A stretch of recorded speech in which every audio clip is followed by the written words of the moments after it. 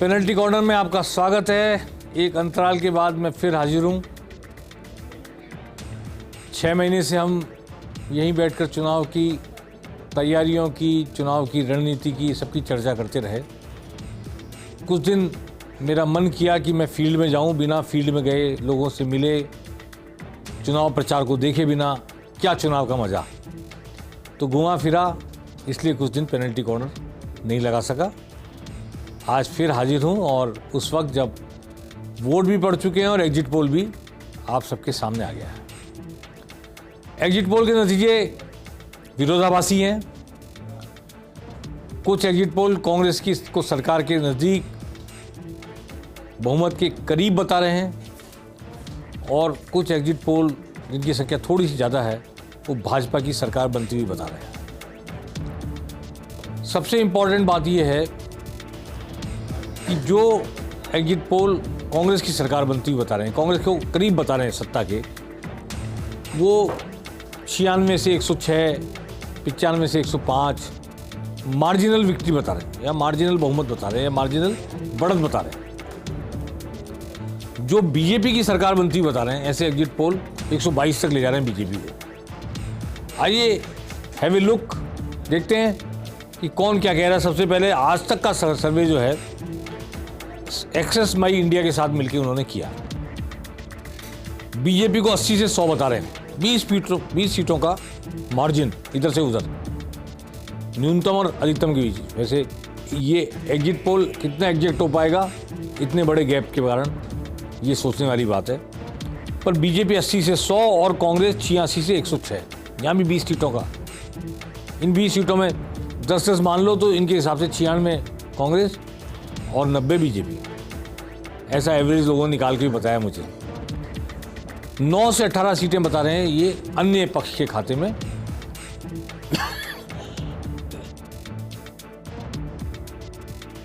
इसके बाद India TV है, दूसरा बड़ा चैनल देश का चर्चित। उस चैनल में बीजेपी को 80 से 100 सीट बता रहे हैं और कांग्रेस को 86 से 106। अगेन वही है शायद। और टुडे चाणक्य जो बड़ी एक एस्टेब्लिश सर्वे करने वाली कंपनी है, संस्थान है, वो भी कांग्रेस को 89,113 बता रहा है और बीजेपी को 77,101 बता रहा है, 2 से 16 अन्य के खाते में। अब आते हैं वो सर्वे जो बीजेपी को जीतता हुआ बता रहे हैं। एबीपी सी वोटर सर्वे बीजेपी को 94 से 114, अगेन 20 सीटों का गैप। कांग्रेस को 71 to 91, 20 सीटों का गैप, यानी 20 सीटें दोनों में बटेंगी। बीजेपी के पास कितनी जाती है, कांग्रेस के पास कितनी जाती है, कहा नहीं जा सकता। अन्य को 9 से 19 बता रहे हैं। नवभारत टाइम्स का सर्वे है, वो बीजेपी को 108 से 128, सबसे ज़्यादा सीट नवभारत टाइम्स का सर्वे बता रहा है। नवभारत टाइम्स अखबार भी है, चैनल भी है उनका। और 56 से 72 कांग्रेस को बता रहा है, 13 से 21 अन्य को बता रहा है। अन्य के मामले में इनको थोड़ा रियलिस्टिक माना जा सकता है। टाइम्स नाउ जो टाइम्स ऑफ इंडिया का ही है, बीजेपी को 108 से 128 बता रहा है, 56 से 72 बता रहा है। वो अगेन जो नवभारत टाइम्स का वही सर्वे रिपीट हो रहा है यहाँ पर। और 13 से 21 बता रहा है अन्य को। जन की बात जो सर्वे हुआ है उसमें 100 से 122 बीजेपी के, 62 से 85, 23 का फर्क कांग्रेस को मिल सकते हैं। और 14 से 15 या नैरो मार्जिन है, एक का 14 या 15 अन्य को मिल सकते हैं। और पोल स्टेट का सर्वे है, बीजेपी को 100 से 110, कांग्रेस को 90 से 100, यानी करीबी बता रहे हैं। 10 का ये मार्जिन बताएं दोनों में, और अदर्स को 5 से 15, लेकिन बीजेपी को 100 तो न्यूनतम बता ही रहे। ये सारे सर्वे एक बड़ा सारा भ्रम पैदा कर रहे हैं। और जो लोग कह रहे थे बीजेपी 120, बीजेपी 130, बीजेपी 140, बीजेपी के लोग 140 बता रहे हैं खुद। और एक दिन पेनल्टी कॉर्नर मैंने कहा था कि 25 से 30 सीटें अन्य के खाते में जाएगी। पिछली बार 26 सीटें थी, 13 निर्दलीय, 6 BSP 19, 3 Hanuman Beniwal 22, 2 CPM 24, 2 BTP 26 और 1 कांग्रेस के साथ अलायंस में सुभाष गर्ग की सीट भरतपुर की। तो 26 तो अदर्स थे ही पहले। उस वक्त ऐसा लग रहा था कि शायद वोट पोलराइज नहीं होगा दो पोल में, और बीच के लोग बागी, निर्दलीय, बीएसपी, आरएलपी, चंद्रशेखर आज़ाद की पार्टी आरएलपी के साथ मिलकर, मार्क्सवादी, बीटीपी और जेजेपी सब मिलकर के ये 26 को क्रॉस भी कर सकते हैं, ऐसा मेरा अनुमान था। जब मतदान हुआ तो वोट पोलराइज हुए और लोग या तो स्थानीय प्रतिनिधि चुनने के लिए वोट देते हैं जाति के आधार पर, प्रतिनिधि काबिलियत और मेहनत के आधार पर, उसकी पकड़ के आधार पर, या फिर पोलराइज होते हैं तो कांग्रेस की स्कीम या बीजेपी का हिंदुत्व। बहुत सारी जगह शहरी इलाके में बीजेपी का हिंदुत्व चलता देखा गया। हम सिविल लाइंस में रहते हैं, पीछे हसनपुरा है। एक प्रत्याशी ने कह दिया हसनपुरा का नाम हरिनगर कर देंगे, तो हसनपुरा से छठे हुए इलाके में जो हिंदू थे, कांग्रेस से चाहे बीजेपी थे, उन्होंने कहा नहीं ये हरिपुरा हो जाएगा, हरिनगर हो जाएगा। चलिए, कांग्रेस तो मुस्लिमों की पार्टी है, हम बीजेपी को देते हैं। अनपढ़ लोग भी जो है वो हिंदुत्व के नाम पर बीजेपी चले। तो ऐसे विचारधारा के आधार पर भी पोलराइजेशन हुआ है। उस पोलराइजेशन का नुकसान होता है थर्ड कैंडिडेट को, जो किसी तीसरी पार्टी से खड़ा होता है, निर्दलीय होता है, बगावत करके खड़ा होता है, सीपीएम से होता है, आरएलपी से होता है, किसी और से होता है। जब वोट सरकार बनाने के लिए दिया जाता है तो बीजेपी कांग्रेस को जाता है, और जब वोट इंडिविजुअली अपना एमएलए चुनने के लिए दिया जाता है, जाति के आधार पर दिया जाता है, 5 साल के काम के आधार पर दिया जाता है, तो फिर वो तीसरे चौथे प्रत्याशी की तरफ जाता है। अब मैं आपसे कहना चाहता हूं कि बहुत बड़ा भ्रम फैला हुआ है, इस बात में कोई दो राय नहीं कि 100 सीट किसी भी पार्टी की लाना बहुत मुश्किल काम लग रहा है। मतदान के दिन भी मुझे ऐसा लग रहा था और आज भी मुझे ऐसा लग रहा है, इस एग्जिट पोल के बाद तो और लग रहा है। आप देखिए, मैंने एक दिन पेनल्टी कॉर्नर में बताया था कि कैसे बगावत हो रही है। किशनगढ़ में ट्रेंगुलर फाइट, जहाँ भागीरथ चौधरी लड़ रहे हैं, सांसद बीजेपी के, विकास चौधरी कांग्रेस में चले गए जो पिछली बार 65,000 वोट लाए थे, और सुरेश टाक सिटिंग एमएलए। ट्रेंगुलर फाइट, बराबर की लड़ाई तीनों। कैसे कह दो कांग्रेस जीत जाएगी, कैसे कह दो बीजेपी जीत जाएगी, किसके खाते में गिन सकते हो? तो ये जो 20-20 का अंतर आ रहा है वो इसी वजह से आ रहा है। मैं चित्तौड़ जाके आया, चंद्रभान आकिया ने ऐसा चुनाव लड़ा है, बिल्कुल जो सिटिंग एमएलए थे, टिकट कट गया, वो नरपत सिंह राजवीर बीजेपी की राह में चट्टान बन के खड़े हो गए। तो कोई आश्चर्य नहीं कि फाइट उनके और कांग्रेस के बीच हो जाए। आसीन गया तो देखा कि धनराज गुर्जर बीजेपी के बागी आरएलपी से खड़े हो गए, 40,000 के आसपास गुर्जर मतदाता। खुद हनुमान बेनीवाल प्रचार करने आए, चंद्रशेखर आज़ाद प्रचार करने आए, जय भीम जय भीम जय तेजा करते करते जाट और दलित गुर्जर प्रत्याशी साथ हो गए, तीसरा प्रत्याशी खड़ा हो गया बराबर में। ऐसी 20 सीटें बता सकता हूँ। कांग्रेस की भी बागी, राकेश बोयत खड़े हुए, जिला प्रमुख थे केशवराय पाटन से, और सीएल प्रेमी जो कांग्रेस के एमएलए रह चुके हैं पहले, उनके रास्ते में रोड़ा बन गए। वो हो सकता है वहाँ से बीजेपी इसी वजह से जीत जाए। तो ऐसे कई परमिटेशन कॉम्बिनेशन बने हैं, ऐसी कई रुकावटें दोनों पार्टी के रास्ते में, जिसमें बीजेपी के सामने ज़्यादा संख्या में रुकावटें हैं। कैलाश मेघवाल बीजेपी के बागी, विधानसभा अध्यक्ष रह चुके, केंद्रीय मंत्री रह चुके, राज्य में मंत्री रह चुके, बूटा सिंह को हरा चुके, वो शाहपुरा से फिर खड़े हो गए 90 साल की उम्र में, कहते हैं 90,000 से जीतूंगा। बीजेपी कांग्रेस टके से देखते रह गए। तो अब जीतेंगे नहीं जीतेंगे मैं नहीं कह रहा, लेकिन वो उस पार्टी को नुकसान पहुंचा रहे हैं जिस पार्टी में वो कल तक थे, जिसके खिलाफ बगावत कर रहे हैं, और बड़ी भारी नुकसान पहुंचा रहे हैं। तो 30,000 से लेकर 80,000 वोट तक लाने वाले कई प्रत्याशी बागी के रूप में मौजूद हैं, चाहे निर्दलीय हैं, चाहे आरएलपी से हैं, चाहे किसी और पार्टी से। ऐसे जेजेपी की बात करता हूं, वो फतेहपुर शेखावटी में, दाता रामगढ़ में उनके प्रत्याशी ने ज़बरदस्त चुनाव लड़ा है, पृथ्वी मील ने चुनाव लड़ा सूरतगढ़ में ज़बरदस्त, वो त्रिकोण बनाने, वो क्या ले जाएंगे। धौध में सीपीएम, और बीएसपी की बात करें तो खेतड़ी में जो बीएसपी ने चुनाव लड़ा है, वो तो 6 महीने चुनाव ही लड़ रहा था प्रत्याशी, घुमरिया, मनोज घुमरिया। तो ऐसे बहुत सारी सीटों पर बाईपोलर वोटिंग नहीं हुई होगी, ऐसा मेरा अनुमान है। और तीसरा या चौथा कोई ध्रुव खड़ा हुआ होगा, तीसरा या चौथा व्यक्ति खड़ा हुआ होगा जो वोटों को खींच के ले गया होगा, या तो किसी एक पार्टी की, जीतती हुई पार्टी की हार सुनिश्चित करेगा, या खुद जीत के आ जाएगा। दूसरा मेरा अनुमान है कि 18 साल के वोटर ने, 18 साल से 22 साल के वोटर जिसने पहली बार वोट दिया है, मुझे ऐसा लगता है कि उसने pro BJP, pro Modi vote दिया होगा, ऐसा लगता है।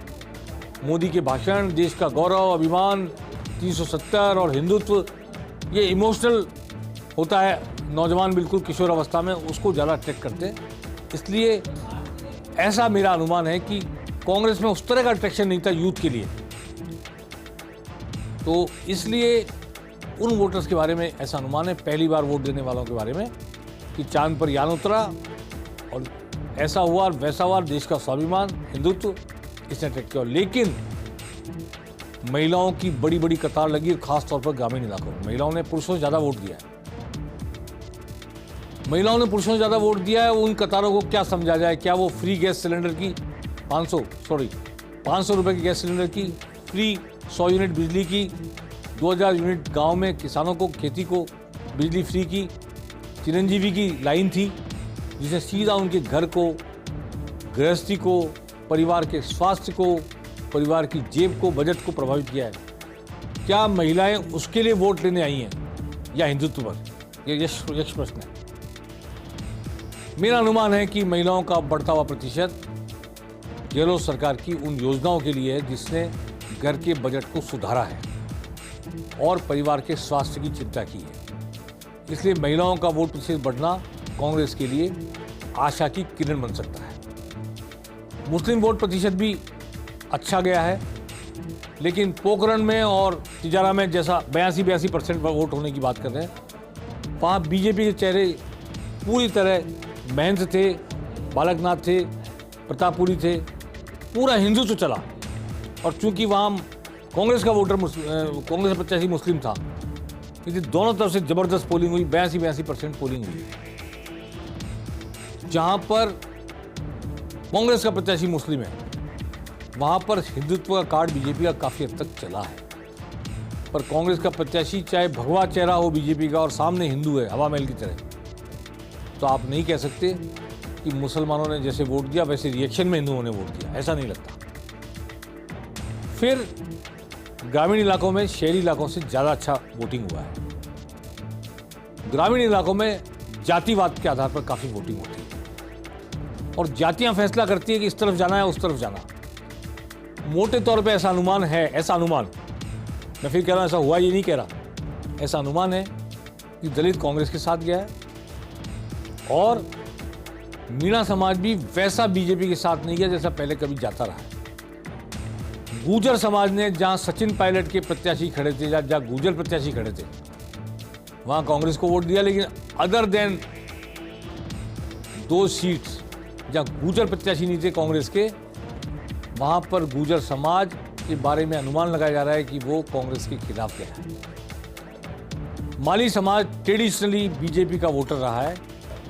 इस बार पहली बार ऐसा देखा गया कि जहां बीजेपी के माली प्रत्याशी थे, उन जगहों को छोड़कर माली समाज ने by and large Ashok Gehlot के नाम पर, जो कि खुद माली हैं, पहली बार कांग्रेस का दामन थामा है, ऐसा सुनने में आ रहा है।